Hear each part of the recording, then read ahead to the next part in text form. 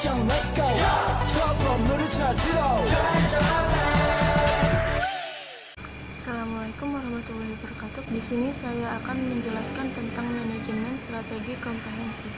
Pertama, menetapkan visi dan misi merupakan penetapan sasaran dan objektif jangka panjang atau visi, serta menentukan langkah-langkah apa saja yang harus diambil untuk mempertegas dan memperjelas prioritas fungsi-fungsi tiap manajemen organisasi agar pekerja, top manajemen, dan fungsional perusahaan dapat saling bersinergi dan berkolaborasi untuk mencapai visi sebagai tujuan yang telah ditentukan.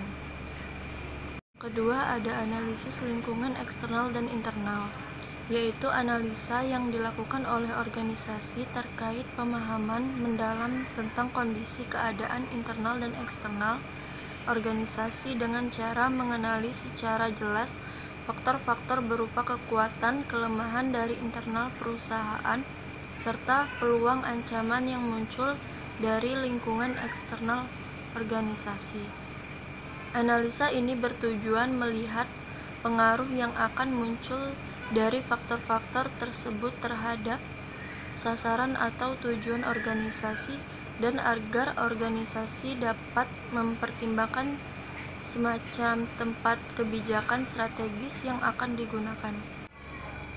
Yang ketiga, sasaran jangka panjang.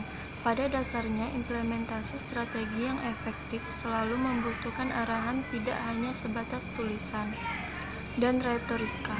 Pada sasaran jangka panjang, yaitu pencapaian yang lebih dari 1 tahun, inilah organisasi menciptakan sinergi, menjelaskan prioritas, memfokuskan koordinasi, dan menyediakan landasan bagi aktivitas perencanaan, pengorganisasian, pemotivasian, serta pengontrolan.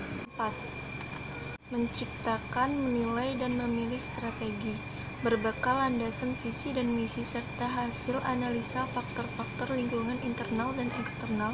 Organisasi merumuskan alternatif strategi-strategi yang sesuai dengan kapabilitas dan keadaan organisasi, diikuti dengan penilaian dan evaluasi kritis menggunakan penyesuaian objektif jangka panjang agar realisasi dari strategi tersebut dapat membawa hasil yang maksimal pada organisasi.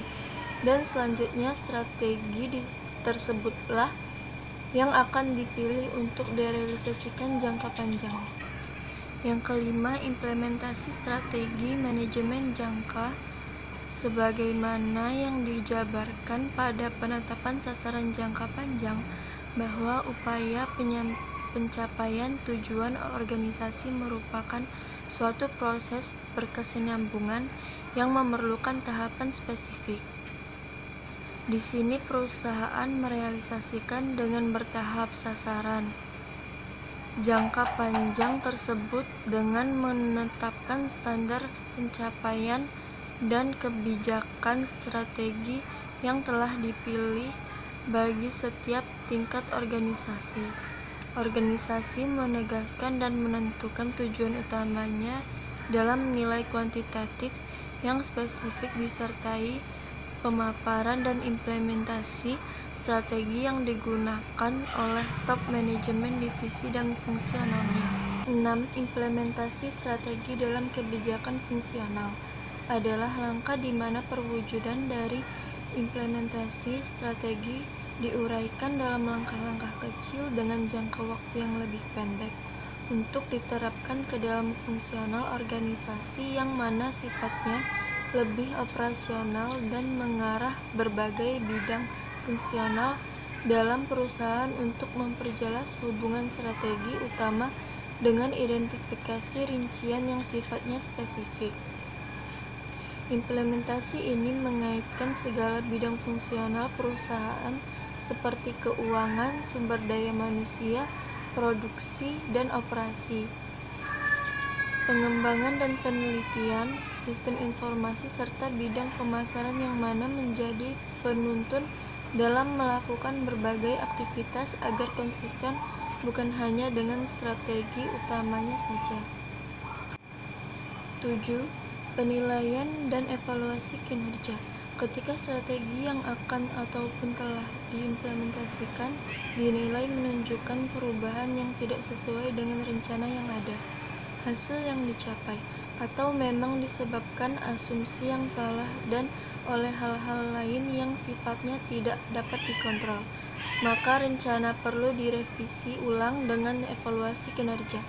3 aktivitas penilaian strategi yang paling mendasar adalah yang pertama, peninjauan ulang faktor-faktor eksternal dan internal yang menjadi landasan strategi saat ini.